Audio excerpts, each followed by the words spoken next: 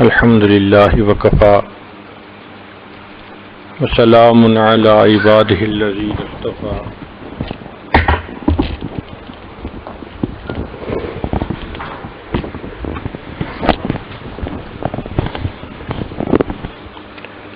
اما بعد، اعوذ باللہ من الشیطان الرجیم. بسم اللہ الرحمن الرحیم. ومن اصدق من اللہ قیلا. وقال اللہ تعالی فی مقام آخر الا ان وعد اللہ حق. سبحان ربک رب العزۃ عما یصفون وسلام علی المرسلین والحمد للہ رب العالمین. اللہم صلی علی سیدنا محمد وعلی آل سیدنا محمد وبارک وسلم.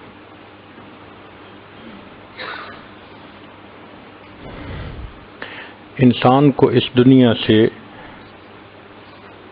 بعض تجربات کی وجہ سے کچھ باتوں کا پکا یقین ہو جاتا ہے. وہ تجربات ہوتے ہیں، مشاہدات ہوتے ہیں. بار بار تجربات اور مشاہدات کی وجہ سے یقین بن جاتا ہے کہ یہ پکی بات ہے. مثال کے طور پہ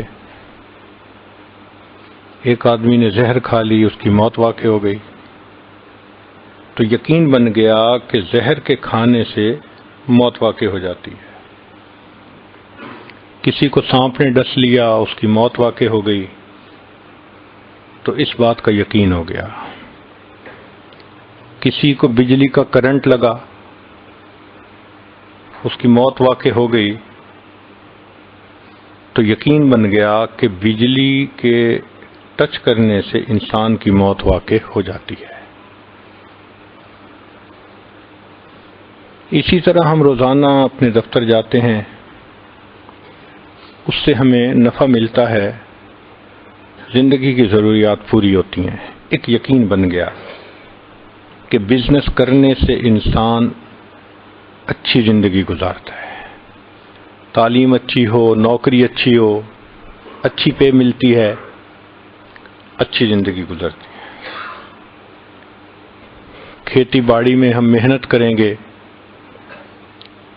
تو ہمیں پروفٹ ہوگا، اچھی زندگی گزرے گی. تو یہ تمام مثالیں روزمرہ کی ہیں. چونکہ ہم ایک کام کرتے ہیں، ہوتا دیکھتے ہیں، تو ذہن میں ایک بات بیٹھ جاتی ہے کہ یہ کام تو ایسے ہونا ہے. چنانچہ اگر کوئی اس کے خلاف کہے تو ہم ماننے کو تیار نہیں ہوتے، اور اتنا ڈرتے ہیں کہ اگر کوئی کہے کہ یہ 1000 چھوٹے چھوٹے پیس مٹھائی کے ہیں، صرف ایک میں زہر ہے، باقی سب بالکل ٹھیک ہیں، تو آپ کھائیے، تو ہم کبھی بھی ہاتھ آگے نہیں بڑھائیں گے. اتنا یقین ہوتا ہے. کوئی کہے جی کہ یہ سانپ ہے، آپ ہاتھ لگائیے، کبھی بھی قریب نہیں جائیں گے، دور سے دیکھ کے بھاگیں گے. تو جب انسان کو تجربات اور مشاہدات کی وجہ سے یقین ہوتا ہے تو اس کے مطابق انسان اپنا کام کرتا ہے. اس کو کہتے ہیں نظر کا راستہ، کہ دیکھ کر پھر بات کو ماننا. ایک ہے خبر کا راستہ، کہ کسی کی بات کا یقین کر کے بات کو مان لینا. مثال کے طور پہ ہم سب یہ مانتے ہیں کہ یہ ہمارے والد ہیں. کس نے کہا؟ والدہ نے کہا. تو والدہ کے کہنے پر ہم نے تسلیم کر لیا کہ جی یہ ہمارے والد ہیں. کبھی کسی نے گواہ مانگے؟ کبھی کسی نے پوچھا کہ کوئی عینی شاہد؟ ضرورت ہی نہیں. جب والدہ نے کہہ دیا. اب ہماری والدہ سچ بھی بولتی ہے، مصلحت کے تحت جھوٹ بھی بول سکتی ہے، بندہ بشر ہے نا. لیکن نبی علیہ الصلوۃ والسلام جو کچھ اللہ رب العزت کی طرف سے لے کر آئے ان پر اعتماد کرتے ہوئے اس شریعت کو مان لینا، اس کو ایمان کہتے ہیں۔ وہ تو صادق الامین تھے۔ تو ایک ہے نظر کا راستہ، ایک ہے خبر کا راستہ، کہ نبی علیہ السلام نے فرما دیا ہم مانتے ہیں جنت ہے، جہنم ہے، ہم مانتے ہیں کہ خدا موجود ہے، اس نے اتنی کتابوں کو اتارا، انبیاء کو بھیجا، ہم ہر چیز کو مانتے ہیں۔ تو یہ خبر کا راستہ ہے کہ جس سے ہم بات کو مانتے ہیں۔ چنانچہ جو بندہ شریعت کو تسلیم کرتا ہے، نبی علیہ السلام کی بات کی سچائی اس کے دل میں اتر گئی ہے، اس کو بھی اسی طرح پکا یقین ہوتا ہے کہ حدیث پاک میں یہ آ گیا، اب ایسا ہو کے رہنا ہے۔ مثال کے طور پر جو شخص اپنے مال کی زکوٰۃ ادا کرتا ہے، اس کا مال اللہ کی حفاظت میں آ جاتا ہے۔ اب یقین ہونا، دارالعلوم دیوبند کے ایک خازن تھے جن کو اللہ نے بڑا مال دیا تھا، ان کا تقیہ کلام تھا اللہ کے فضل سے۔ ایک رات کو جب وہ تہجد میں اٹھے تو کیا دیکھتے ہیں کہ جس کمرے میں انہوں نے اپنا مال پیسہ رکھا ہوا تھا، اس کے تالے کو جو چھوٹا سا لگا ہوا تھا، ایک چور توڑنے کی کوشش کر رہا ہے۔ اپنا گھر ہے، اپنا کمرہ ہے، یہ آرام سے اپنے وضو میں لگے رہے، تہجد پڑھنے لگے رہے۔ جب فجر کا وقت ہوا تو مسجد جانا تھا، تو اس وقت چور کے پاس گئے، فرمایا بھائی ابھی تک آپ سے یہ تالا نہیں ٹوٹا تو اب کیا ٹوٹے گا؟ تو وہ چور بھاگ گیا کہ مالک جاگ گئے۔ انہوں نے آ کے مسجد کے اندر نماز پڑھی تو محتمم صاحب جو اس وقت تھے انہوں نے نماز پڑھائی، تو یہ خزانچی صاحب ٹریئر جو تھے دارالعلوم کے، وہ آئے اور کہنے لگے حضرت آج تو اللہ کے فضل سے اللہ کا غضب ہو گیا۔ انہوں نے کہا آپ کیا کہہ رہے ہیں؟ اللہ کے فضل سے اللہ کا غضب ہو گیا۔ اب وہ کہنا چاہتے تھے اللہ کا غضب ہو گیا، مگر تقیہ کلام کی وجہ سے کہہ رہے تھے اللہ کے فضل سے اللہ کا غضب ہو گیا۔ پھر جب پورا واقعہ سنا تو انہوں نے کہا کہ بھئی جب اٹھ گئے تھے تو شروع سے ہی آپ نے چور کو کیوں نہ بھگا دیا؟ وہ کہنے لگے مولانا آپ سے میں نے سنا تھا جو پوری زکوٰۃ دیتا ہے اس کا مال اللہ کی حفاظت میں ہوتا ہے۔ میں چونکہ زکوٰۃ ادا کرتا ہوں، مجھے یقین تھا کہ کوئی میرے مال کو چوری نہیں کر سکتا۔ تو حدیث مبارکہ کے اوپر اتنا یقین ہونا کہ یہ 100% پکی بات ہے۔ چنانچہ حدیث پاک سے ثابت ہوتا ہے کہ جو انسان حرام مال کماتا ہے اس کے نتیجے میں اللہ تعالیٰ اس کی اولاد کو نافرمان بنا دیتے ہیں۔ ہم آنکھوں کے سامنے مثالیں دیکھ سکتے ہیں، کتنے لوگ حرام کماتے ہیں اور ان کی اولادیں ان کے سامنے نافرمانی کرتی ہیں، پھر کہتے ہیں جی پتہ نہیں بچے افلاطون بن گئے ہیں، ہماری تو سنتا نہیں مانتا نہیں۔ بھئی تم اللہ کی نہیں سنتے اور مانتے، اولاد تمہاری کیسے سنے اور مانے گی؟ تو یقین ہو جانا۔ چنانچہ حدیث پاک سے ثابت ہوتا ہے کہ جو آدمی سود استعمال کرتا ہے اس کا مال برباد ہو جاتا ہے۔ ہم نے اس زندگی میں اپنی آنکھوں سے 20 بندوں کو بینکرپٹ ہوتے دیکھا۔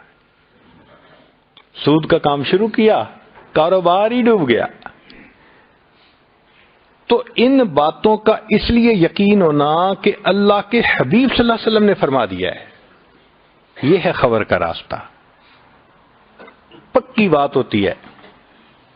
میڈیکل کے میدان میں جب کوئی پیشنٹ ہاسپٹل میں لایا جاتا ہے نا اور کہا جاتا ہے جس کو بخار ہے، تو بخار کی کئی ریزنز ہوتی ہیں، وائرس ہو سکتا ہے، بیکٹیریا انفیکشن ہو سکتی ہے، ملیریا ہو سکتا ہے، کئی چیزیں ہو سکتی ہیں۔ یہ جتنی مختلف پاسبلٹیز ہیں ان کو کہتے ہیں ڈفرینشل ریزنز۔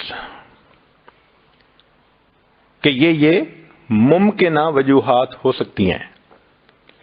پھر اس کا بلڈ ٹیسٹ کروایا جاتا ہے اور بلڈ ٹیسٹ سے فائنل پتہ چلتا ہے کہ نہیں، یہ تو ملیریا تھا۔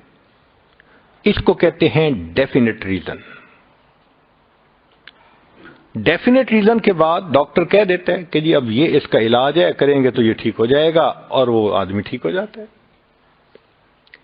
بالکل اسی طرح ہم نظر سے جو دیکھ رہے ہوتے ہیں وہ ڈفرینشیل ریزنز ہوتی ہیں، لیکن جو نبی علیہ الصلوۃ والسلام نے بتلا دیا وہ ڈیفینٹ ریزن ہوتی ہے، پکی بات ہوتی ہے۔ مسلمان ہونے کے ناطے اس کے اوپر ہمارا پکا بھروسہ ہونا چاہیے، یقین ہونا چاہیے۔ چنانچہ اللہ رب العزت نے قرآن مجید میں 2 انبیاء کے واقعات بیان فرمائے۔ ان کا مقصد کوئی کہانی سنانا نہیں تھا کہ جیسے ہم بچے کو سلانے کے لیے کوئی فرضی کہانی سنا دیتے ہیں، بلکہ ان کا مقصد سبق دینا تھا۔ ایک کہانی سنائی سیدنا موسیٰ علیہ السلام کی کہ اللہ رب العزت نے ان سے پوچھا وما تلک بیمینک یا موسیٰ، اے موسیٰ علیہ السلام آپ کے دائیں ہاتھ میں کیا ہے؟ قال ہی عصائی، عرض کیا اے اللہ یہ میرا عصا ہے، اتوکأ علیہا واحش بہا علی غنمی ولی فیہا مآرب اخری، ٹیک لگاتا ہوں، بکریاں چراتا ہوں، بڑے میرے اس میں فائدے ہیں۔ فرمایا القھا یا موسیٰ، اتنے فائدے جو گنوا رہے ہیں اس عصا کے تو ذرا زمین پہ ڈالیے۔ جب زمین پہ ڈالا فإذا ہی حیۃ تسعی، دوڑنے والا پائتھن اژدہا بن گیا۔ جب اژدہا کو دیکھا تو موسیٰ علیہ السلام گھبرائے، فأوجس فی نفسہ خیفۃ موسیٰ، موسیٰ علیہ السلام نے اپنے دل میں ایک خوف فیل کیا اس کا۔ قلنا، فرمایا ہم نے کہا خذھا ولا تخف، اس کو پکڑ لیجئے، ڈریے نہیں، سنعیدھا سیرتھا الاولی، ہم اسے دوبارہ پہلے والی سیرت اچھی عطا کر دیں گے۔ چنانچہ موسیٰ علیہ السلام نے پکڑا، وہ عصا بن گیا۔ اب یہ صرف کوئی انوکھا کام دکھانا مقصد نہیں تھا، بلکہ سبق دینا یہ مقصد تھا کہ اے میرے پیارے نبی علیہ السلام، جس کو آپ نفع کی چیز سمجھتے ہیں، ہمارے حکم سے زمین پر ڈالتے ہیں، وہ نقصان دینے والی چیز بن جاتی ہے، اور جس کو آپ نقصان دینے والی چیز سمجھ کے دوڑنا چاہ رہے ہیں، ہمارے حکم سے اس کو ہاتھ لگاتے ہیں، وہ پھر نفع والی چیز ہے۔ تو نفع اور نقصان تو ہمارے پاس ہے، ہم جب چاہتے ہیں جس چیز میں چاہیں ہم اس کو ڈال دیتے ہیں۔ اب موسیٰ علیہ السلام کا ایک یقین بن گیا۔ جب یقین بنا تو نتیجہ کیا ہوا کہ اللہ رب العزت نے پھر اس کا پریکٹیکل بھی کروایا کہ اب ایک سبق سکھایا ہے تو ذرا بتائیے آپ نے کتنا سیکھا۔ چنانچہ 3 مواقع ایسے آئے کہ موسیٰ علیہ السلام نے ثابت کر دیا کہ میرے رب نے جو مجھے سبق سکھایا تھا میں نے اس کو 100% پکا یاد کیا ہوا ہے۔ پہلا موقع، فرعون نے فیصلہ کیا کہ یہ جو 2 آدمی ہیں نا جو کہتے ہیں کہ ہم انبیاء ہیں، یہ تو جادوگر ہیں، یہ ہم سے تخت و تاج لینا چاہتے ہیں، تو کیوں نہ ہم بھی جادوگروں کو بلائیں اور ان کے ساتھ مقابلہ کروائیں۔ چنانچہ جادوگروں کو بلا لیا گیا۔ جب جادوگروں نے رسیاں پھینکیں، یخیل الیہ من سحرہم انہا تسعی، تو ایسے لگتا تھا کہ وہ رسیاں سانپ بن گئی ہیں۔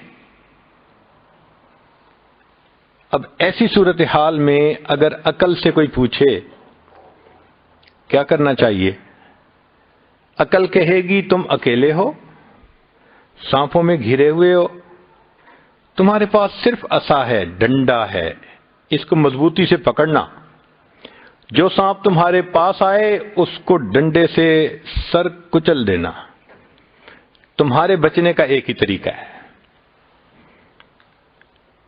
لیکن موسیٰ علیہ السلام کو حکم کیا ہو رہا ہے؟ اللہ فرما رہے ہیں اے میرے پیارے موسیٰ علیہ السلام اس عصا کو زمین پر ڈال دیجئے۔ عقل چیختی ہے، چلاتی ہے، شور مچاتی ہے کہ امید کی آخری کرن بھی ختم ہو جائے گی، لیکن موسیٰ علیہ السلام نے وہ نہیں کیا جو نظر دیکھ رہی تھی، وہ کیا جو حکم تھا، چونکہ سبق پڑھ چکے تھے۔ جیسے ہی نیچے ڈالا اللہ نے اس کو اژدہا بنا دیا اور اس نے ان تمام سانپوں کو کھا لیا۔ اللہ نے موسیٰ علیہ السلام کو کامیاب فرما دیا۔ دوسری مثال، سیدنا موسیٰ علیہ السلام اپنی قوم کو لے کر دریائے نیل کے کنارے پہنچے اور چاہتے ہیں کہ دریائے نیل کو عبور کر لیں، کراس کریں۔ اتنے میں پیچھے فرعون بھی اپنے لاؤ لشکر کو لے کے آ گیا۔ اب آگے پانی کا دریا، پیچھے انسانوں کا دریا، اور موسیٰ علیہ السلام اور ان کے ساتھی سینڈوچ بنے ہوئے ہیں۔ قال اصحاب موسیٰ انا لمدرکون، کہا موسیٰ علیہ السلام کے صحابہ نے کہ اب تو دھر لیے گئے، اب نہیں بچ پاتے۔ موسیٰ علیہ السلام کی ایک یقین بھری آواز اٹھی، کلا ہرگز نہیں، ان معی ربی سیہدین، میرا رب میرے ساتھ ہے، وہ ضرور میری رہنمائی فرمائے گا۔ یقین بنا ہوا تھا نا۔ اب ایسی صورتحال میں عقل سے پوچھیں کیا کرنا چاہیے؟ عقل مشورہ دے گی کہ فرعون آ رہا ہے لشکر کے ساتھ، تمہارے پاس صرف ایک عصا ہے، ڈنڈا ہے، مقابلے کے لیے تیار ہو جاؤ، خوب ڈٹ کے مقابلہ کرو، شکست و فتح نصیبوں سے ہے ولے اے میر، مقابلہ تو دل ناتواں نے خوب کیا۔ لیکن جب موسیٰ علیہ السلام اللہ کی طرف متوجہ ہوتے ہیں، رب کریم کی طرف سے حکم آتا ہے ان اضرب بعصاک البحر، پانی پہ عصا ماریے۔ عقل چیختی ہے، چلاتی ہے، کہتی ہے کہ پانی پہ عصا مارنے سے کیا بنے گا، مارنا ہے تھوڑا ویٹ کرو، جب فرعون پہنچ جائے تو اس کے سر پہ دے مارنا۔ مگر حضرت موسیٰ علیہ السلام نے وہ کیا جو انہوں نے اوپر سے پیغام پایا۔ نتیجہ یہ ہوا کہ اللہ رب العزت نے 12 راستے بنا دیے اور بنی اسرائیل اس میں سے آرام سے پار ہو گئے، اللہ نے ان کو محفوظ فرما دیا۔ پھر ایک تیسرا موقع آتا ہے، بنی اسرائیل وادی تیہ میں، پینے کو پانی نہیں، جینے کو پانی نہیں، تو قوم آ گئی، حضرت پانی نہیں ہے، کیسے جئیں گے، کہاں سے پانی پئیں گے؟ عقل سے بندہ سوچے کہ کیا کرنا چاہیے۔ عقل کہتی ہے کہ ایک ڈنڈا ہی تو ہاتھ میں ہے، اب یہ کریں کہ آپ آہستہ آہستہ زمین کو کھودیں، گڑھا بن جائے گا تو نیچے سے ہو سکتا ہے پانی نکل آئے، مگر خیال رکھنا کہ تمہارا ڈنڈا ٹوٹ نہ پائے، دوسرا نہیں ہے۔ اللہ رب العزت سے جب موسیٰ علیہ السلام پوچھتے ہیں کہ اللہ کیا کرنا چاہیے، فرمایا ان اضرب بعصاک الحجر، پتھر پہ مارے۔ پھر عقل چیختی ہے، شور مچاتی ہے کہ پتھر پر مارنے سے تو لکڑی ٹوٹ جائے گی، امید کی آخری کرن بھی ختم ہو جائے گی۔ مگر سیدنا موسیٰ علیہ السلام نے سبق پڑھا تھا، یاد تھا، انہوں نے وہی کیا جو رب کا حکم۔ نتیجہ کیا ہوا کہ پتھر میں سے چشمے جاری ہوئے اور اللہ نے بنی اسرائیل کو پانی عطا فرما دیا۔ تو موسیٰ علیہ السلام کا واقعہ بتا کر پھر آگے جو اللہ نے 3 مثالیں دیں تو ان کا مقصد یہ تھا کہ جو ہماری ذات پر یقین کرتا ہے، دیکھو ہم کس طرح قدم قدم پہ اس کو کامیاب فرماتے ہیں۔ پھر اللہ رب العزت نے یہی سبق سیدنا ابراہیم علیہ السلام کو پڑھایا۔ انہوں نے پوچھا اللہ آپ مردوں کو کیسے زندہ کریں گے؟ فرمایا اولم تؤمن، کیا آپ ایمان نہیں رکھتے؟ قال بلا، اللہ 100% ایمان ہے، ولکن لیطمئن قلبی، دل کی تسلی کے لیے بات کر دی ہے۔ فرمایا اچھا تم اتنے اتنے پرندے لو اور ان کے گوشت کو قیمہ بنا دو، آپس میں مکس کرو اور وہ مختلف پہاڑوں کی چوٹیوں پہ رکھ کے آؤ، پھر ان کو اپنی طرف بلاؤ، یاتینک سعیا، دوڑتے ہوئے تمہارے پاس آئیں گے۔ ابراہیم علیہ السلام نے آنکھوں سے دیکھا کہ وہ پرندے زندہ ہوئے اور آئے، ایک یقین بن گیا۔ اللہ رب العزت نے ایک سبق پڑھانا تھا، پھر بعد میں ان کو امتحان میں بھی ڈالنا تھا، پریکٹیکل لینا تھا اس کا۔ اب یقین تو بن گیا، مگر جو ابراہیم علیہ السلام کا امتحان تھا وہ بہت مشکل تھا۔ اللہ تعالیٰ فرماتے ہیں وَإِذِ ابْتَلَىٰ إِبْرَاهِيمَ رَبُّهُ بِكَلِمَاتٍ، اور ابراہیم علیہ السلام کو اس کے رب نے بعض چیزوں میں آزمایا، فَأَتَمَّهُنَّ، وہ 100% اس میں کامیاب ہوئے، 100% نمبر لیے انہوں نے۔ ایک بڑا امتحان یہ تھا، قوم بتوں کو پوجتی تھی، تو وہ موسیٰ حضرت ابراہیم علیہ السلام کو بھی ایک میلے میں لے جانا چاہتی تھی، تو ابراہیم علیہ السلام نے کہہ دیا انی سقیم، میری طبیعت ٹھیک نہیں۔ کئی مرتبہ انسان فزیکلی بیمار ہوتا ہے اور کئی مرتبہ اس کی طبیعت نہیں چاہتی کسی کام کو کرنے کو، تو انہوں نے فرما دیا بھئی میری طبیعت تمہارے ان کاموں سے بیزار ہے، میں ٹھیک فیل نہیں کر رہا۔ قوم چلی گئی۔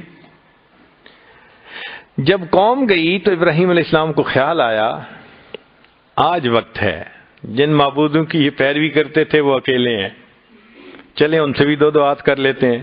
ایک کلہاڑا لیا، جتنے بت تھے فجعلہم جزازا الا کبیرا، سب کے ٹکڑے کر دیے، جو بڑا تھا اس کے کندھے پہ کلہاڑا ڈال دیا۔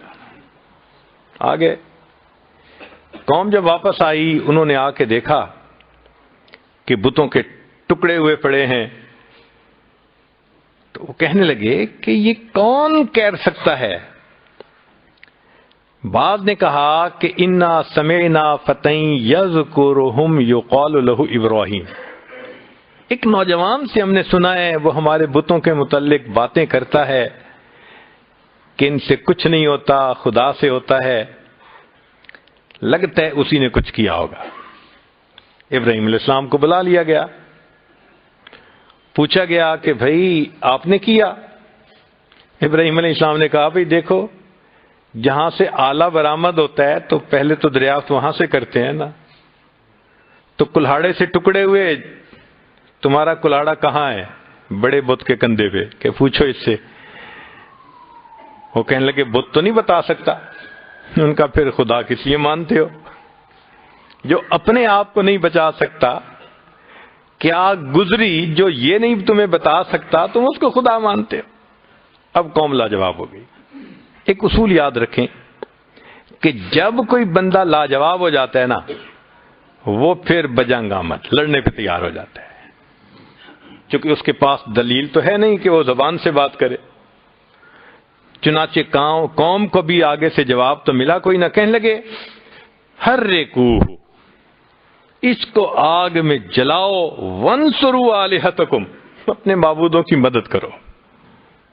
اللہ کی شان، وقت کے بادشاہ نے اناؤنسمنٹ کر دی کہ اتنے عرصے کے بعد ہم آگ جلائیں گے اور اس میں اس بندے کو ڈال کے اس کو جلا دیں گے۔ اب چونکہ آگ جلانی تھی، بتوں کا معاملہ تھا، تو اس نے کہا کہ لوگ اس کے لیے لکڑیاں اکٹھی کریں۔ اس زمانے کی عورتیں منتیں مانتی تھیں، بیٹا ہوا تو اتنے من لکڑی ڈالوں گی، صحت ہو گئی بیمار کو اتنے من لکڑیاں ڈالوں گی۔ ایک پہاڑ لکڑیوں کا بن گیا تھا۔ بالآخر اس کو آگ لگائی گئی۔ آگ اتنی تھی کہ کوئی اس کے قریب بھی نہیں جا سکتا تھا۔ ایک جھولا بنایا گیا کہ ابراہیم علیہ السلام کو جھولے میں بٹھا کے دور سے پھینکیں گے۔ اب سیدنا ابراہیم علیہ السلام کو آگ بھڑکتی نظر آ رہی ہے، آگ کے شعلے آسمان سے باتیں کرتے نظر آ رہے ہیں، لیکن قربان جائیں ابراہیم علیہ السلام کے یقین پر، ایمان پر۔ گھبراہٹ نہیں، پریشانی نہیں، ڈپریشن کا نام و نشان نہیں، پرسکون دل ہے، حتیٰ کہ ان کو اس جھولے میں بٹھا دیا گیا اور بٹھا کے ان کو آگ کی طرف پھینک دیا گیا۔ ابھی وہ ہوا میں تھے تو فرشتوں میں سے ایک فرشتے ہیں جبرائیل علیہ السلام، اللہ نے ان کے ذمے کئی کام لگائے ہوئے ہیں۔ ان کے چارٹر آف ڈیوٹی میں سے ہے انبیاء پر وحی لے کے آنا، ان کے چارٹر آف ڈیوٹی میں سے ہے انبیاء کی ایمان والوں کی مدد کرنا، ان کی چارٹر آف ڈیوٹیز میں سے ہے اناؤنسمنٹ کرنا، مؤذن بھی ہیں فرشتوں کے۔ اللہ جب کسی سے محبت کرتے ہیں دعا جبرائیل، اے جبرائیل میں فلاں سے محبت کرتا ہوں، وہ آواز لگاتے ہیں، آسمانوں کے فرشتے محبت کرنے لگ جاتے ہیں، وہ آواز زمین پر لگاتے ہیں، بندے محبت کرتے ہیں، ثم یودع لہ القبول فی الارض۔ تو یہ بھی جبریل علیہ السلام کا کام ہے۔ لیلۃ القدر میں فرشتوں کے ساتھ اترنا، یہ بھی جبریل علیہ السلام کا کام ہے۔ اب چونکہ ایمان والوں کی مدد کرنا ان کا منصب ہے، تو وہ اللہ رب العزت سے پوچھتے ہیں، اے کریم آقا، آپ کے پیارے خلیل آگ میں ڈالے جا رہے ہیں، کیا میں مدد کر سکتا ہوں؟ جیسے ہم دفتروں میں آج پوچھتے ہیں نا جی، کین آئی ہیلپ یو؟ تو جبریل علیہ السلام نے بھی آفر کی کہ کیا میں مدد کر سکتا ہوں؟ اللہ رب العزت نے فرمایا ہاں جاؤ پوچھو، اگر آمادہ ہیں تو کرو۔ تو جبریل علیہ السلام آتے ہیں اور آ کے ابراہیم خلیل اللہ سے اس وقت پوچھتے ہیں، اللہ کا حاجہ، کیا آپ کو میری مدد کی ضرورت ہے؟ What can I do for you? Ibrahim علیہ السلام کا یقین دیکھیے، ایک فرشتہ پوچھ رہا ہے میں آپ کی مدد کر سکتا ہوں، اور وہ آگے سے سوال پوچھتے ہیں کہ کیا اللہ رب العزت کو علم ہے کہ میں اس حال میں ہوں؟ جبریل علیہ السلام نے کہا ہاں، فرمانے لگے حسبی سؤالی علمہ بحالی۔ یہ جو ہے نا کہ اللہ کو پتہ ہے میں اس حال میں ہوں، اس علم نے تیرے سامنے مجھے سوال کرنے سے روک لیا ہے۔ میں جب رب کو پتہ ہے تو بس کافی ہے۔ اللہ اکبر۔ ابراہیم علیہ السلام نے ثابت کر دیا کہ یقین یہ ہوتا ہے اور محبت نبھانا اس کو کہتے ہیں۔ رب کریم نے بھی قرآن مجید میں خوش ہو کے فرما دیا وَإِبْرَاهِيمَ الَّذِي وَفَّى، میں ابراہیم بڑا وفادار نکلا۔ تو دیکھیے ایک سبق پڑھا تھا یقین کا، جب پریکٹیکل آیا اللہ نے سرخرو فرما دیا۔ تو قرآن مجید میں ایک مثال نہیں دی، دو مثالیں دی کہ ذرا دیکھو، اگر ان انبیاء کے ساتھ اللہ نے خیر کا معاملہ کیا، تم بھی اگر اللہ کے حکموں پر چلو گے اللہ تمہارے ساتھ بھی خیر کا معاملہ کریں گے۔ ہم اس کی تلاوت تو کرتے ہیں، کبھی ان کے سبق کو سمجھنے کی کوشش کی ہم نے؟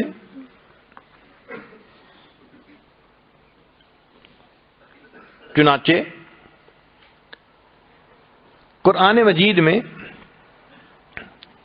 اللہ رب العزت نے عجیب، قرآن مجید کا ذرا ایک نقطہ سنیے کہ جو شخص اللہ پہ یقین کرتا ہے، جو سبب ذلت کا ہوتا ہے اللہ اسی کو عزت کا سبب بناتے ہیں، جو سبب ناکامی کا ہوتا ہے اللہ اسی کو کامیابی کا سبب بناتے ہیں، اسی کو سبب بناتے ہیں۔ اب اس کی مثالیں قرآن عظیم الشان میں سے دیکھیے کہ حضرت موسیٰ علیہ السلام کی والدہ اپنے بیٹے کو دریائے نیل کے اندر ڈال کے آتی ہیں، تو حضرت موسیٰ علیہ السلام کی والدہ کا دل غم زدہ جو ہوا تو سبب کیا بنا؟ پانی بنا، پانی میں بیٹے کو ڈالا، تو ظاہرت تو دریا میں ڈالنا سبب بن رہا ہے نا، تو پانی سبب بن رہا ہے غم ملنے کا، مگر انہوں نے بیٹے کو اللہ کے حکم پر ڈال دیا۔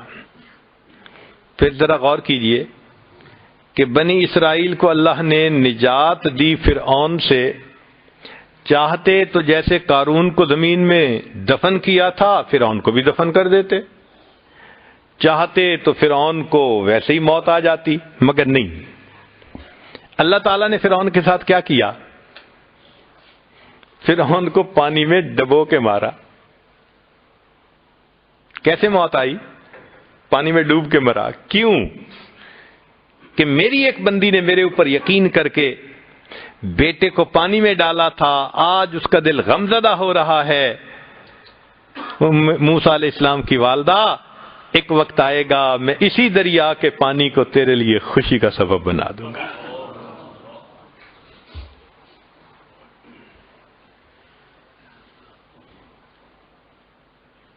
اور دیکھیے مفسرین نے ایک اور نقطہ بھی لکھا ہے، وہ فرماتے ہیں کہ فرعون اس کو اپنے آب پاشی کے نظام پہ اور دریاؤں کے نظام پہ بڑا بھروسہ تھا، تبھی تو اس نے کہا تھا تقریر کرتے ہوئے، ہذہ الانہار تجری من تحتی، یہ دیکھو میرے کیسے کیسے دریا ہیں جو آب پاشی کا میرا نظام ہے۔ تو اس کے دل میں یہ یقین تھا کہ ان آب پاشی کے نظام سے جو آمدنی ہوتی ہے، عزت ملتی ہے، اللہ نے اس کو ذلت دی تو سبب کیا بنایا؟ اسی دریا کو بنایا جس کے بارے میں وہ کہتا تھا کہ یہ میرے تحت چلتی ہیں، وہ تحت چلنے والے دریا میں ہی اس کو ڈبو کے دکھا دیا۔ ایک اور مثال قرآن مجید میں سے،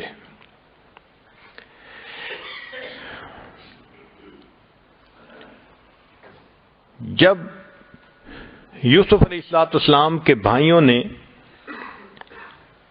یوسف علیہ السلام کو کنویں میں ڈال دیا تو انہوں نے ان کے کرتے پر جھوٹ موٹ کا ایک خون لگا دیا، وَجَاءُوا أَبَاهُمْ عِشَاءً يَبْكُونَ، روتے ہوئے آ گئے اور کہنے لگے کہ بھائی کو تو بھیڑیا کھا گیا اور ہم اس کا کرتا لائے ہیں۔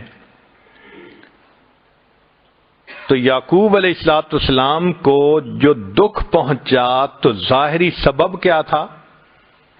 کرتے کو دیکھا، کرتا دکھایا نا کہ دیکھو یہ خون آلود کرتا ہے، تو ظاہری سبب جو دکھ ملنے کا بن رہا ہے وہ بیٹے کا خون آلود کرتا ہے۔ خیر، پھر اللہ نے یوسف علیہ السلام کو بادشاہت عطا فرمائی۔ پھر ایک وقت آیا کہ بھائیوں نے معافی مانگی، یوسف علیہ السلام نے معاف کر دیا، تو بھائیوں نے بتایا کہ آپ کے والد صاحب ابیضت عیناہ من الحزن، ان کی تو آنکھیں سفید ہو گئی، بینائی چلی گئی۔ اب یوسف علیہ السلام یہ بھی کہہ سکتے تھے کہ اچھا میں اللہ سے دعا کرتا ہوں اللہ میرے والد صاحب کی بینائی کو ٹھیک کر دے، یہ ممکن تھا نا، مگر یوسف علیہ السلام نے یہ نہیں کہا۔ یہ سننے کے بعد یوسف علیہ السلام نے کیا کہا؟ اذهبوا بقمیصی، میری قمیص کو لے کے جاؤ اور والد صاحب کی آنکھوں سے لگاؤ، فرتد بصیرا، ان کی بینائی لوٹ آئے گی۔ اللہ، آپ ویسے ہی آنکھوں کو ٹھیک فرما دیتے، مگر اللہ نے سبق دینا تھا۔ اے میرے یعقوب علیہ السلام، آپ کو غم ملا تھا بیٹے کے خون آلود کرتے کو دیکھ کر، اب انہی کا کرتا آ رہا ہے، آنکھوں سے لگائیں گے، بینائی لوٹے گی، پھر بیٹا دوبارہ مل جائے گا۔ تو جو ذلت کا سبب ہوتا ہے اللہ اس کو عزت کا سبب بنا کے دکھا دیتے ہیں۔ اصول فطرت ہے کہ ہر ایکشن کا ایک ریئیکشن ہوتا ہے، to every action there is always equal and opposite reaction. اس کو ہم مانتے ہیں، سائنس اس کے اوپر کام کرتی ہے۔ قرآن مجید میں بھی یہی اصول فطرت ہے کہ جیسی کرنی ویسی بھرنی، جیسی کرنی ویسی، اس کو کہتے ہیں شریعت کی نظر میں جزا من جنس العمل۔ جیسا عمل کریں گے اللہ ویسا ہی اس کو بدلہ دیں گے۔ چنانچہ قرآن مجید سے اس کی چند مثالیں ایک طالب علم ہونے کے ناطے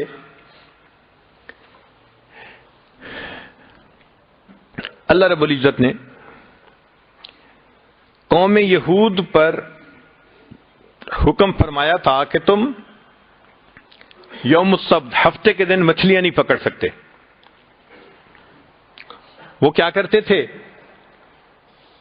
کہ ہفتے کے دن مچھلیاں بہت آتی تھیں سطح پہ، تو وہ ان کو حوض بنا کے ان کو ٹریپ کر لیتے تھے اور پھر باقی دنوں میں ان کو پکڑ لیتے تھے۔ ظاہرہ وہ کہتے تھے جی کہ ہم ہفتے کے دن مچھلیاں نہیں پکڑ رہے، مگر منشا خداوندی پوری نہیں کر رہے تھے، اپنی منشا پوری کر رہے تھے۔ ان کو الگ تو کر لیتے تھے نا۔ تو انہوں نے اللہ رب العزت کے حکم کو مسخ کیا کہ یوں ہی کہیں کہ ہم تو نہیں پکڑتے اور پکڑ بھی رہے ہیں۔ جب انہوں نے اللہ رب العزت کے حکم کو مسخ کیا، اللہ نے پھر قوم یہود پر کیا عذاب بھیجا، فرمایا قُلْنَا لَهُمْ كُونُوا قِرَدَةً خَاسِئِينَ، تم پھٹکارے ہوئے بندر بن جاؤ۔ انہوں نے اللہ کے حکم کو مسخ کیا، اللہ نے جواب میں ان کے چہروں کو مسخ فرما دیا۔ جیسی کرنی ویسی بھرنی۔ قرآن مجید سے دوسری مثال،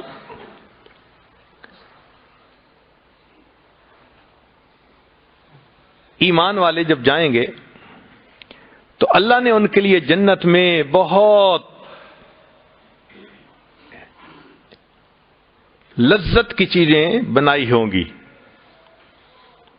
مگر قرآن مجید کی آیت بتلاتی ہے فَلَا تَعْلَمُ نَفْسٌ مَّا أُخْفِيَ لَهُم مِّن قُرَّةِ أَعْيُنٍ، کوئی جی نہیں جانتا کہ ان لوگوں کی آنکھوں کی ٹھنڈک کے لیے اللہ نے کیا تیار کر رکھا ہے۔ ایک طالب علم سوچتا ہے کہ اللہ جنت میں جب آپ نے اتنی چیزیں بنائیں تو آپ کہتے ان کے دل کے سکون کے لیے کیا بنایا، ان کے مزے کے لیے ہم نے کیا بنایا، مگر رب کریم کا فرمان کیا ہے، ان کی آنکھوں کی ٹھنڈک کے لیے کیا بنایا۔ تو مفسرین نے نقطہ لکھا کہ اس کلام کو فرمانے کا مقصد یہ تھا کہ یہ تہجد گزار لوگ تھے جن کے بارے میں کہا گیا کہ تتجافا جنوبہم عن المضاجع یدعون ربہم خوفا وطمعا ومما رزقناہم ينفقون۔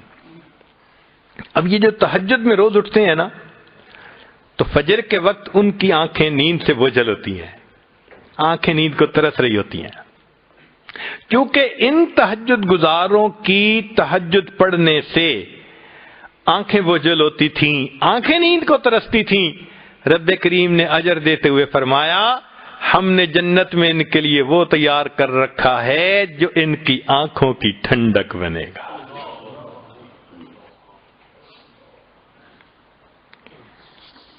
قرآن مجید سے تیسری مثال،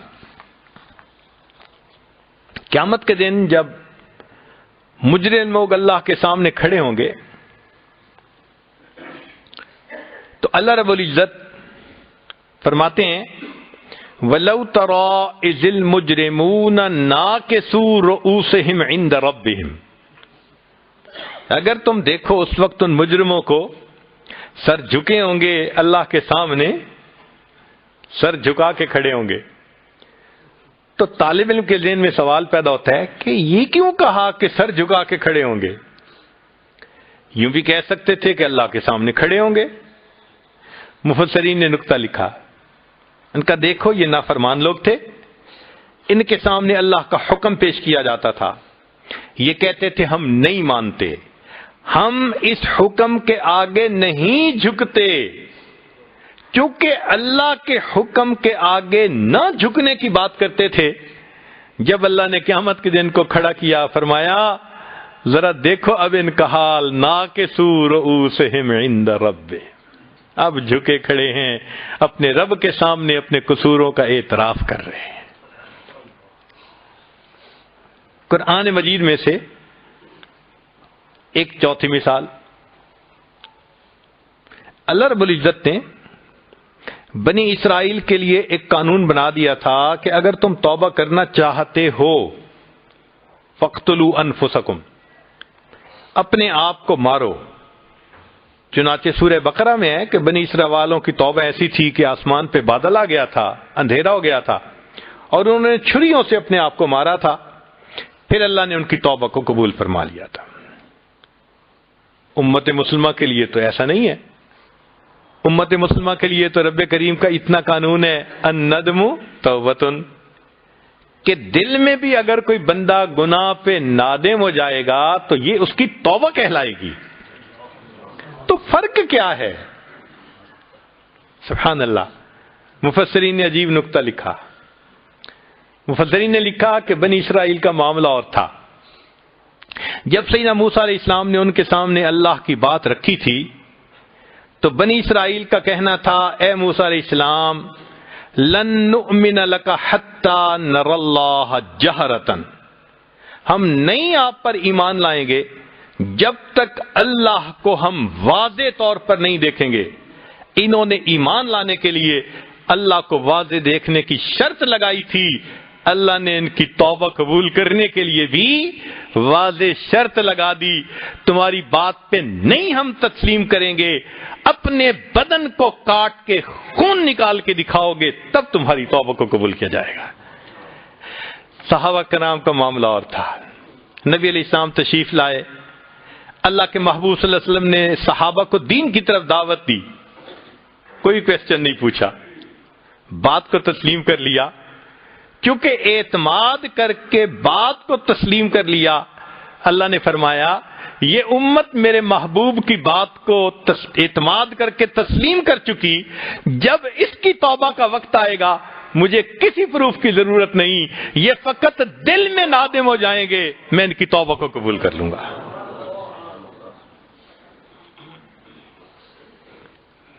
قرآن مجید سے ایک اور مثال،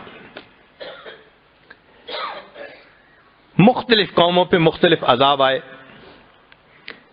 کسی کی شکل بدلی گئی، کسی کو ایک چیخ آئی، سب مر گئے، کسی پر بجلی کڑکی، کسی کو زمین میں دھسایا گیا، کسی کو پانی میں ڈبویا گیا۔ ایک قوم ہے، قوم لوط جس کو کہتے ہیں، لوط علیہ السلام کی قوم، ان کے اوپر ذرا انوکھا سا عذاب آیا کہ ان کو اللہ رب العزت نے جبریل علیہ السلام کو بھیجا اور زمین کے ٹکڑے کو کاٹ کر آسمانوں تک لے گئے اور وہاں سے جا کے زمین اس کو الٹ دیا۔ بھئی یہ معمول سے ہٹ کے عذاب، کیا حکمت ہے اس میں؟ مفسرین نے لکھا، بات سمجھ میں آتی ہے۔ اس قوم کے اندر بیماری کیا تھی کہ یہ لواطت کے مرتکب ہوتے تھے۔ اللہ رب العزت نے مرد کو فاعل بنایا، یہ اس کو مفعول بناتے تھے، تو اللہ کی ترتیب کو الٹتے تھے۔ جب انہوں نے اللہ کی ترتیب کو الٹا، اللہ فرماتے ہیں فجعل عالیہا سافلہ، ہم نے بھی ترتیب کو الٹ دیا، جو ان کے اوپر کا حصہ تھا نیچے کر دیا، نیچے کے حصے کو ہم نے اوپر کر دیا۔ سبحان اللہ، کیا عظیم کلام ہے اللہ رب العزت کا۔ ایک اور مثال، قوم عاد نے اپنی طاقت کے نشے میں آ کر کہا تھا من اشد منا قوہ، ہماری جیسا کون ہے طاقت والا، اور واقعی تھے بھی بڑے طاقت والے۔ وَتَنْحِتُونَ مِنَ الْجِبَالِ بُيُوتًا، پہاڑوں کو کھود کے گھر بناتے تھے، ایسے لہیم و شہیم تھے. تو ان کو بڑا مان تھا اپنی طاقت پہ، اور اللہ تعالیٰ تصدیق بھی کرتے ہیں لم یخلق مثلھا فی البلاد، کہ ایسی قوم طاقت والی شہروں میں نہیں پیدا ہوئی. پھر تو جب بندے کو طاقت کا نشہ ہوتا ہے نا، وہ سمجھتا ہے کہ بس اب کوئی میرا کچھ نہیں بگاڑ سکتا. خیر اللہ نے ان کے اوپر ہوا بھیجی، فارسلنا علیہم ریحا صرصرا، اور وہ ہوا ایسی تھی کہ مومن کو تو محسوس ہوتا تھا بڑی مزے کی ہوا ہے، ذرا گریبان بھی کھول دو کہ اچھی ہوا لگے، اور کافر کے لیے وہ اتنی تیز تھی کہ پٹک پٹک کے زمین پہ ان کو مارتی تھی، حتیٰ کہ ان کی لاشیں زمین پر ایسے بکھری پڑے تھی کہ انہم اعجاز نخل خاویہ، جیسے کھجوروں کے تنے زمین پہ پڑے ہوتے ہیں. اب ان کو اس طرح کا عذاب دیا ہوا کا. مفسرین نے لکھا جی ان کو طاقت پہ ناز تھا، یہ سمجھتے تھے ہمارے قدم بہت جمے ہوئے ہیں. اللہ نے فرمایا اچھا میں تمہیں دکھاتا ہوں تمہارے قدم کتنے جمے، ہوا کو بھیجوں گا، قدم اکھڑیں گے، پٹک کے زمین پہ مارے گی اور تمہاری موت واقع ہو جائے گی. جیسا ان کا عمل ویسے ان کو جزا. قرآن مجید سے ایک اور مثال، زلیخا نے بند کمروں میں یوسف علیہ السلام پہ الزام لگایا، چنانچہ اللہ رب العزت نے یوسف علیہ السلام کی براءت بار بار دلوائی. کمرے بند تھے نا، ایک کمرہ اس سے نکلے، پھر دوسرا کمرہ اس سے نکلے، پھر تیسرا کمرہ، تو باہر آ گئے. تو اللہ رب العزت نے بھی ویسا ہی معاملہ کیا کہ یوسف علیہ السلام کی جو براءت تھی، جو صداقت تھی، اس کی بھی ایک نہیں گواہی دلوائی، کئی گواہیاں دلوائیں. سب سے پہلے گواہی تو بچے نے دی کہ بھئی قمیص کو دیکھو، پیچھے سے پھٹی ہے تو عورت کا قصور، آگے سے پھٹی ہے تو مرد کا قصور. قمیص کو دیکھا تو پیچھے سے پھٹی تھی، چنانچہ بچے کی گواہی سے پتہ چل گیا کہ عورت کا قصور تھا، یوسف علیہ السلام سچے تھے، سچائی واضح ہو گئی. مگر رب کریم نے صرف یہیں تک نہیں، پھر دوبارہ اس کے خاوند سے گواہی دلوائی، اور خاوند نے اپنی بیوی کو کہا کہ انک کنت من الخاطئین، کہ میں جو یہ سارا معاملہ دیکھ رہا ہوں نا، تو میری فائنڈنگ یہ ہے کہ قصور تیرا ہی ہے. بری ہونے کی دوسری گواہی، اور پھر اسی صورت میں بری ہونے کی تیسری گواہی اللہ نے خود زلیخا کی زبان سے دلوائی. کہنے لگی انا راودتہ عن نفسہ فاستعصم، میں نے یوسف علیہ السلام کو بہکایا تھا مگر وہ میرے بہکاوے میں نہیں آیا، اپنی بات پہ پکا رہا. تو اللہ رب العزت نے دیکھیں بند کمروں میں الزام تھا، جیسے ایک ایک کرتے پردہ کھولتے ہیں نا، تو 3 گواہیاں دلوا کر بات کو پکا کر دیا. مگر ایک مثال اور بھی ہے، وہ ہے سیدہ مریم کی. بی بی مریم غسل کرنے کے لیے جا رہی ہیں مکان شرقیہ، مشرق کی جانب. تو اچانک ایک بھرپور نوجوان انسان دیکھا.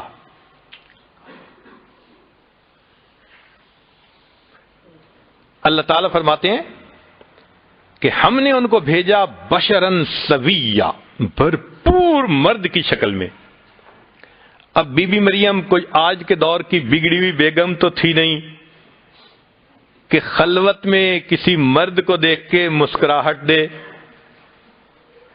جب بی بی مریم نے دیکھا تو وہ گھبرا گئی، کہنے لگی کہ میں اللہ کی پناہ مانگتی ہوں، انی اعوذ بالرحمن منک ان کنت تقیہ، میں رحمان کی پناہ مانگتی ہوں۔ اب جب جبریل علیہ السلام نے دیکھا کہ یہ تو گھبرا گئی، تو جبریل علیہ السلام نے تسلی دی کہ انما انا رسول ربک، میں رب کا بھیجا ہوا نمائندہ ہوں، لِأَهَبَ لَكِ غُلَامًا زَكِيًّا، کہ آپ کو ایک نیک بیٹا ملے۔ بی بی مریم پہلے سے زیادہ گھبرا گئی۔ پہلے تو مرد کو دیکھا تھا نا، اور اب تو وہ مرد کہہ رہا ہے کہ تمہارا بیٹا ہوگا۔ کنواری لڑکی کو کوئی کہہ دے تو اس کے لیے تو یہ بڑا صدمہ۔ تو بی بی مریم کہنے لگی انا یکون لی غلام، کیسے میرا غلام بیٹا ہو سکتا ہے؟ ولم یمسسنی بشر، نہ مجھے کسی بشر نے چھوا، ولم اکو بغیہ، نہ میں ہوں بدکار۔ تو مفسرین نے لکھا کہ یہ دو باتیں کیوں کہیں؟ بی بی مریم جانتی تھی بیٹے ہونے کے دو طریقے ہوتے ہیں، یا تو نکاح ہوتا ہے یا پھر زنا ہوتا ہے۔ تو دو باتوں کا رد کیا، ولم یمسسنی بشر، نہ تو ہے میرا نکاح، ولم اکو بغیہ، نہ کیا میں نے زنا، میرا بیٹا کیسے ہو سکتا ہے؟ تو جبریل علیہ السلام نے پھر بتایا کہ جی آپ کو بیٹا پروردگار نے دینا ہے، کسی زلفوں والی سرکار نے نہیں دینا، کیوں گھبراتی ہو؟ چنانچہ بی بی مریم حاملہ محسوس ہونے لگی۔ اوہ، یہ بی بی مریم کے لیے ایک اذیت کا معاملہ تھا۔ جس بچی نے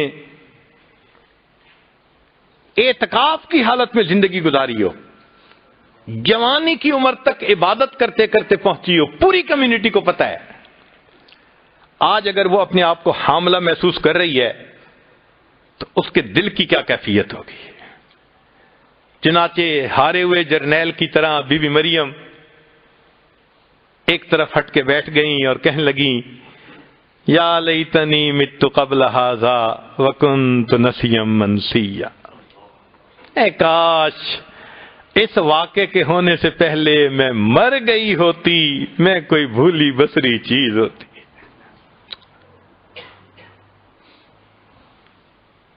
پھر کیا ہوا کہ درد شروع ہو گئی۔ اب اللہ رب العزت نے ان کو ایک کھجور کے درخت کے نیچے پہنچا دیا۔ بات شاید لمبی ہو جائے گی، قصہ کوتا ان کے ہاں بچے کی ولادت ہو گئی۔ جب بچے کی ولادت ہوئی تو بی بی مریم فاتت بہ قومہا تحمل، بچے کو اٹھا کے لے آئی اپنے گھر، اپنے قوم کے لوگوں کے پاس۔ قالو، کہنے لگے یا مریم لقد جئت شیئا فریا، یہ کیا طوفان چیز اٹھا کے لے آئی؟ وہ تو توقع نہیں نہ کرتے تھے، یہ کیا چیز اٹھا کے لے آئی؟ اب بی بی مریم پہلے سے غمزدہ تھی، اوپر سے لوگوں کے بہتان نے اور پریشان کر دیا۔ فاشارت الیہ، انہوں نے بچے کی طرف اشارہ کر دیا کہ اسی سے پوچھو کہ یہ کدھر سے آیا، تم میرا سر مت کھاؤ۔ اب جب بچے سے انہوں نے اشارہ کیا تو کیا ہوا؟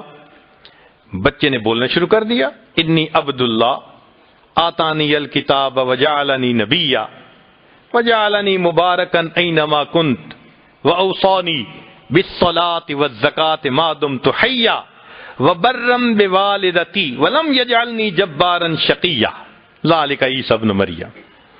اب یہاں ایک طالب علم کے ذہن میں سوال پیدا ہوتا ہے، یا اللہ، یوسف علیہ السلام پر بہتان لگا تھا، ایک بچے کی گواہی سے مسئلہ حل ہو گیا تھا، ایک فکرہ بنتا ہے، قمیص ادھر سے پھٹی تو اس کا قصور، ادھر سے پھٹی تو اس کا قصور۔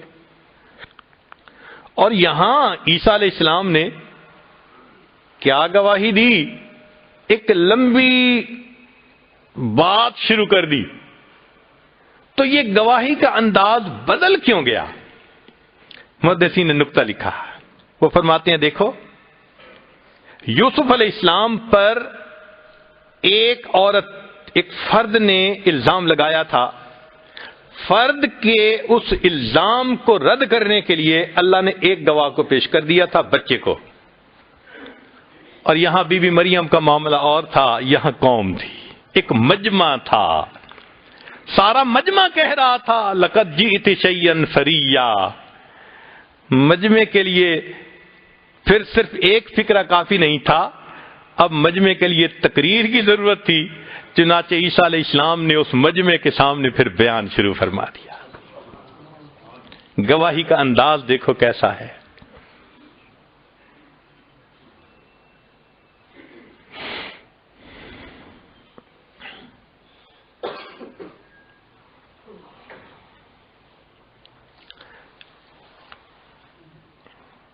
ایک اور مثال قرآن مجید میں اللہ رب العزت نے جہاں زناکار کا تذکرہ کیا وہاں فرمایا کہ وَيَخْلُدْ فِيهِ مُحَانًا، ہمیشہ ہمیشہ کا عذاب. اب یہ جو ہے نا خالدین فیہا، یہ تو لفظ کفار کے لیے استعمال ہوا ہے کہ ہمیشہ ہمیشہ جہنم میں رہیں گے، اور یہی لفظ زناکار کے لیے استعمال ہوا.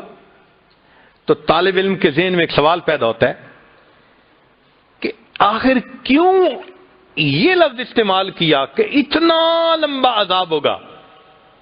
مفسرین نے جواب لکھا اس لیے کہ جب آپس میں ناجائز تعلق تھے نا، روز یقین دلاتے تھے ہم کبھی ایک دوسرے کو نہیں چھوڑیں گے، ہم ہمیشہ ایک دوسرے سے محبت کرتے رہیں گے.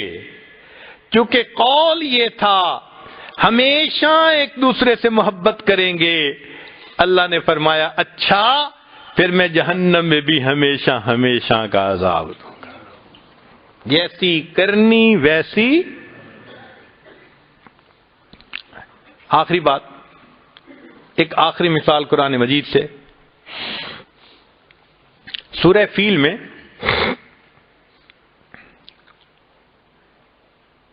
تفصیل ہے کہ جب ابرہا اپنے ہاتھیوں کے لشکر کو لے کر آیا بیت اللہ شریف کو گرانے کے لیے، اس کی چاہت یہ تھی کہ یہ بیت اللہ مرکز بن رہا ہے، اس کو میں مٹا دوں اور اس کی بجائے یمن سائڈ پر جہاں سے وہ آیا تھا وہاں ایک الگ مرکز بناؤں. تو وہ بیت اللہ کو گرانے کے لیے ہاتھیوں کا لشکر لے کے آیا.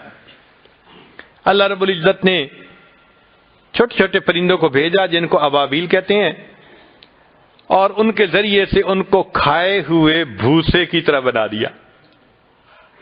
یہ واقعہ سورہ فیل کے اندر ہم پڑھتے ہیں.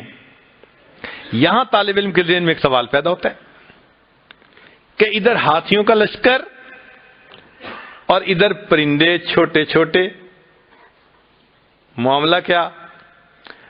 مفسرین نے اس کا عمومی جواب بھی دیا، تحقیقی جواب بھی دیا.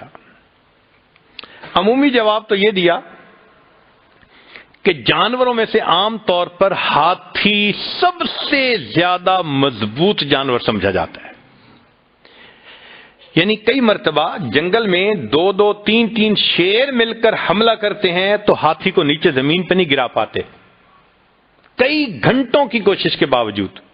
یہ اتنا سٹیبل جانور ہوتا ہے. تو ہاتھیوں میں سے، تو جانوروں میں سے یہ سب سے بھاری بھرکم مضبوط جانور تھا جو ابرہا لے کے آیا تھا بیت اللہ کو گرانے کے لیے. اللہ نے فرمایا اچھا پھر جانداروں میں یہ جو پرندہ ہوتا ہے نا، یہ نازک سی جان ہوتی ہے، تم سب سے قوی کو لے کے آئے ہو، میں تمہارے مقابلے میں سب سے کمزور ننھی سی جان چڑیا کو بھیجتا ہوں، اور دیکھو تمہارے ہاتھیوں کی کیا گت بناتا ہوں. سمجھ میں آتا ہے؟ لیکن ایک تحقیقی جواب ہے، وہ اس سے بھی زیادہ اچھا. وہ تحقیقی جواب یہ تھا کہ مفسرین نے لکھا کہ اصل میں ابرہا چلا تھا اس چیز کو مٹانے کے لیے جس کو اللہ نے عزت دی، اور اس کو عزت دلانے کے لیے جس کی کوئی عزت اللہ کے ہاں نہیں تھی، تو وہ ترتیب خداوندی کو الٹنے چلا تھا۔ جس کی حیثیت نہیں اس کو معزز بنا دے، جو عزت والا ہے اس کو نیچے لے آئے۔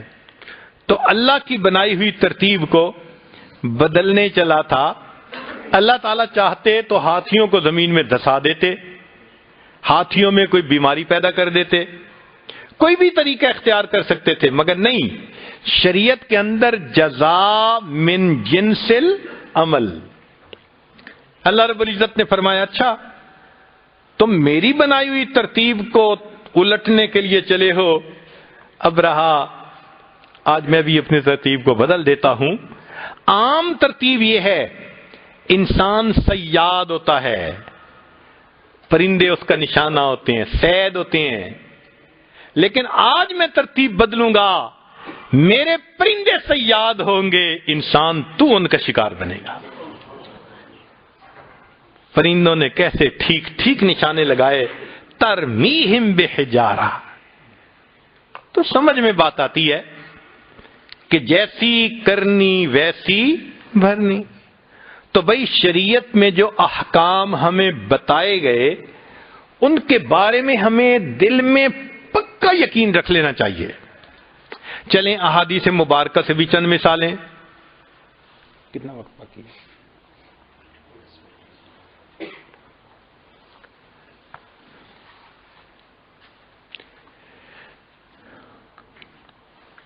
احادیث مبارکہ سے بھی چند مثالیں ملتی ہیں۔ حدیث پاک میں ہے جس قوم میں زنا کی کثرت ہوگی اس میں بیماریوں کی کثرت۔ اب ذرا غور کیجئے گا، زنا میں جسمانی لذت تھی، جیسی کرنی ویسی، اور بیماری میں جسمانی اذیت ہوتی ہے، تو اصول وہی نظر آیا۔ ناپ تول میں جو قوم کمی کرے گی اللہ ظالم بادشاہ کو مسلط کر دیں گے۔ ناپ تول کی کمی میں اونچ نیچ ہوتی ہے، اور جب بادشاہ ظالم ہوتا ہے تو بھی حقوق کے اندر اونچ نیچ ہوتی ہے۔ جو زکوٰۃ نہیں دے گا اللہ اس کو بارش کو روک دیں گے۔ کیوں؟ زکوٰۃ نہ دی، غربا متاثر ہوئے، اللہ نے بارش کو روک دی، امراء متاثر ہوئے، نہ فصل ہوئی نہ باغ کا پھل ہوا۔ فرمایا وعدہ خلافی کرو گے تو ہم قوموں کو تمہارے اوپر مسلط کر دیں گے۔ کیوں؟ وعدہ خلافی بے وفائی ہوتی ہے۔ فرمایا تم میرے ساتھ بے وفائی کرو گے ہم تمہیں بے یار و مددگار کر دیں گے، دشمن کو تمہارے اوپر مسلط کر دیں گے۔ جو قوم حکم خدا کو توڑے گی ان میں خون ارزاں ہو جائے گا۔ کیوں؟ انہوں نے حکم خدا کو بے قیمت سمجھ کے توڑا، اللہ نے انسانوں کے جانوں کی قیمت ہی ختم کر دی، مولی گاجر کی طرح کترے جاتے ہیں۔ تاریخ سے مثالیں ملتی ہیں۔ حضرت زید عنہ نے اپنے والد کو چھوڑا تھا۔ صحابہ میں سے یہی صحابی تھے جن کو زید بن محمد کہلایا گیا۔ تو دیکھو کیسی جزا ملی، باپ کو چھوڑا، محبوب صلی اللہ علیہ وسلم کو کا نام اللہ نے والد کے نام پہ دیا۔ سلمان فارسی اللہ عنہ نے وطن کو چھوڑا تھا، خاندان کو چھوڑا تھا، نبی اسلام نے فرمایا السلمان منا اہل البیت، اہل بیت کو چھوڑا تھا، اہل بیت میں شامل ہو گئے۔ عبداللہ ذوالوجادین رضی اللہ عنہ، چچا نے ان کے جسم کو ننگا کر دیا تھا اور گھر سے دھکا دیا تھا۔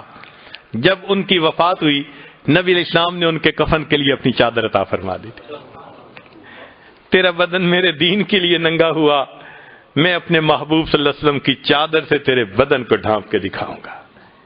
تو اللہ کے ہاں ایک قانون ہے، تو ہمیں چاہیے کہ ہم اللہ کے وعدوں پر بھروسہ کریں۔ ہم تو مرد ہیں، عورتوں کو بھروسہ تھا اللہ کے وعدوں پر۔ چنانچہ میں واقعہ سنا کے بات مکمل کرتا ہوں، سنیے گا ذرا۔ حضرت موسیٰ علیہ السلام کی والدہ کو اللہ تعالیٰ نے فرمایا کہ اپنے بیٹے کو پانی میں ڈال دو۔ ماں اپنے بیٹے کے بارے میں بہت کیئرفل ہوتی ہے، واچفل ہوتی ہے، رسک نہیں لیتی، مگر اللہ تعالیٰ فرماتے ہیں ولا تخافی ولا تحزنی، ڈرنا بھی نہیں گھبرانا بھی نہیں، انا رادہ الیک، ہم اسے تمہارے پاس لوٹائیں گے، وجاعلوہ من المرسلین، ہم نے اسے رسولوں میں سے بنانا ہے۔ اب جب موسیٰ علیہ السلام کی والدہ کو یہ اللہ کا پیغام ملا، الہام ہوا، تو وہ یقین کر گئی، بچے کو ڈال دیا۔ بالآخر بچے کو فرعون نے پکڑا اور فرعون اس کو لے کر گھر آیا۔ اللہ فرماتے ہیں وحرمنا علیہ المراضع من قبل، ہم نے دودھ حرام کر دیا عورتوں کا، وہ دودھ ہی نہیں کیوں پیتے۔ فرعون پریشان، یہ فیڈر کا زمانہ تھا نہیں، عورتیں ہی دودھ پلاتی تھیں، عورتیں آ رہی ہیں، موسیٰ علیہ السلام دودھ نہیں پیتے۔ فرعون کا اعلان کہ کوئی عورت آ کے اس کو دودھ پلائے، سوٹ کر جائے تو بس بہت اچھا۔ چنانچہ کیا ہوا کہ موسیٰ علیہ السلام کی والدہ نے بیٹی کو بھیجا، جاؤ پتہ کرو صورتحال کا۔ بیٹی گئی، امی آؤ، بھائی تو دودھ نہیں پی رہا۔ موسیٰ علیہ السلام کی والدہ چلی گئی، دودھ پلایا، بچے نے دودھ پی لیا۔ فرعون نے کہا بس اب اس عورت کو واپس نہیں جانے دینا، یہ محل میں رہے گی۔ 2-3 دن تو موسیٰ علیہ السلام کی والدہ محل میں رہیں، پھر فرمانے لگیں بھائی اپنا گھونسلہ اپنا، کچا ہو یا پکا، میں تو اپنے گھر جاتی ہوں۔ فرعون کہنے لگا سنو سنو، بچے کو بھی اپنے ساتھ لے جاؤ، وہیں دودھ پلا دینا، میں تمہاری تنخواہ تمہارے گھر پہنچا دیا کروں گا۔ اللہ قرآن مجید میں فرماتے ہیں فرددناہ الی امہ، ہم نے موسیٰ علیہ السلام کو لوٹا دیا ان کی والدہ کے پاس، کئی تقر عینہا، اس کی آنکھیں ٹھنڈی ہوں، ولتعلم، اور وہ جان لے، ان وعد اللہ حق، کہ اللہ کے وعدے سچے ہیں۔ اللہ کاش کہ اللہ تعالیٰ عورتوں جیسا یقین ہمیں عطا فرما دیتے۔ تو بھئی اس یقین کو سیکھنے کی ضرورت ہے۔ اب لب لباب سن لیجئے کہ یہ یقین دعوت کے راستے سے بھی بنتا ہے۔ حضرت مولانا الیاس رحمۃ اللہ علیہ کو اللہ رب العزت نے آج کے دور میں جیسے دعوت کا کام کھولا، پوری دنیا میں آواز لگ رہی ہے اور واقعی یقین بن رہا ہے۔ یہ یقین کاملین علماء کی صحبت میں بھی بیٹھ کے بنتا ہے۔ کیسے؟ حضرت مولانا قاسم نانوتوی رحمۃ اللہ علیہ کا یقین دیکھیں کہ انہوں نے اصول ہشت گانہ بنائے۔ اصول ہشت گانہ کیا تھے؟ کہ دارالعلوم کی مستقل معاونت کے لیے کوئی بھی چیز قبول نہیں کی جائے گی۔ آج کے محتمم دعائیں مانگتے ہیں اللہ کوئی پکا بندوبست کر دے، اور حضرت فرماتے ہیں کہ پکا بندوبست کوئی دینا چاہے گا قبول نہیں کیا جائے گا، اللہ سے نظر نہ ہٹ جائے۔ اور تیسرا بنتا ہے اللہ والوں کی صحبت میں بیٹھ کے۔ ہمارے مشائخ نے اللہ پہ یقین پایا۔ رابعہ بصریہ کے پاس مہمان، دروازہ رات کو کھٹکھٹایا گیا، کون؟ جی کھانا لے کے آیا ہے۔ فرمانے لگی کہ کتنی روٹیاں؟ خادمہ نے کہا 9 روٹیاں۔ اس کو چلا جائے، یہ ہمارا کھانا نہیں۔ پھر آدھے گھنٹے بعد کون کھانا لایا ہے؟ کتنی روٹیاں؟ 9 روٹیاں۔ اس کو چلا جائے، یہ ہمارا کھانا نہیں۔ پھر تیسری مرتبہ، اب رات بھی دیر ہو گئی تھی، مہمانوں کو بھوک بھی تھی، تو خادمہ نے کہا آپ ہر دفعہ کھانا واپس کر دیتی ہیں، تیسری مرتبہ کوئی بندہ آ رہا ہے تو لے لیں کھانا۔ کہنے لگی جاؤ پہلے روٹیاں گنو۔ کتنی روٹیاں؟ جی 9 روٹیاں۔ کہنے لگے ہماری نہیں ہے، یہ کھانا نہیں ہے ہمارا۔ اس نے کہا کیوں نہیں ہے ہمارا؟ کہنے لگی کہ صبح میرے پاس 1 روٹی تھی، سائل آیا تھا، میں نے روٹی اللہ کے راستے میں دے دی تھی۔ میرے رب کا وعدہ ہے من جاء بالحسنۃ فلہ عشر امثالھا، جو 1 نیکی لائے گا میں 10 اس کو جو ہے نا وہ دوں گا۔ میں نے 1 روٹی دی تھی، مجھے اس کے بدلے 10 ملنی چاہیے، یہ 9 ہیں۔ جب انہوں نے یہ کہا خادمہ نے ہاتھ جوڑ دیے، کہنے لگے 10 ہی ہیں، 1 میں نے اپنے لیے رکھ لی تھی۔ عورت ہو کے اللہ کے وعدوں پہ ایسا بھروسہ تھا۔ اللہ تعالی ہمیں بھی اپنے وعدوں پہ بھروسہ عطا فرمائے تاکہ بقیہ زندگی ہم یقین کامل کے ساتھ زندگی گزاریں۔ بتوں سے تجھ کو امیدیں، خدا سے نہ امیدی۔ بتوں سے تجھ کو امیدیں، خدا سے نہ امیدی، مجھے بتا تو صحیح اور کافری کیا ہے۔ اللہ رب العزت ہمیں یقین کامل عطا فرمائے۔ وآخر دعوانا ان الحمد للہ رب العالمین۔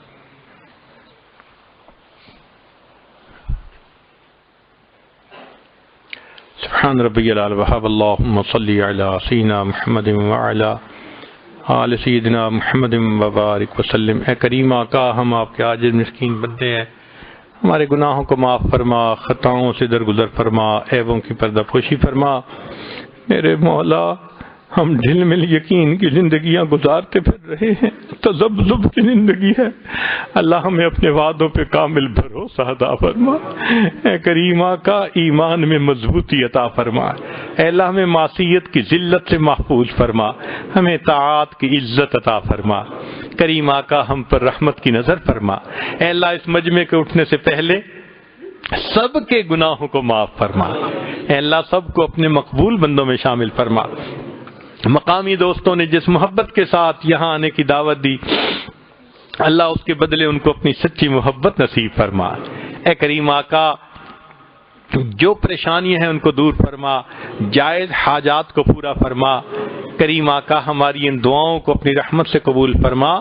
ہمارے والدین عزیز اقارب مشائخ جو فوت ہو چکے ان کی مغفرت فرما، جن کی آپ نے مغفرت کر دی، قرب کے اعلیٰ درجات عطا فرما۔ ربنا تقبل منا انک انت السمیع العلیم تب علینا انک انت التواب الرحیم۔ صلی اللہ تعالی علی حبیبہ سیدنا محمد وآلہ واصحابہ اجمعین برحمتک یا ارحم الراحمین۔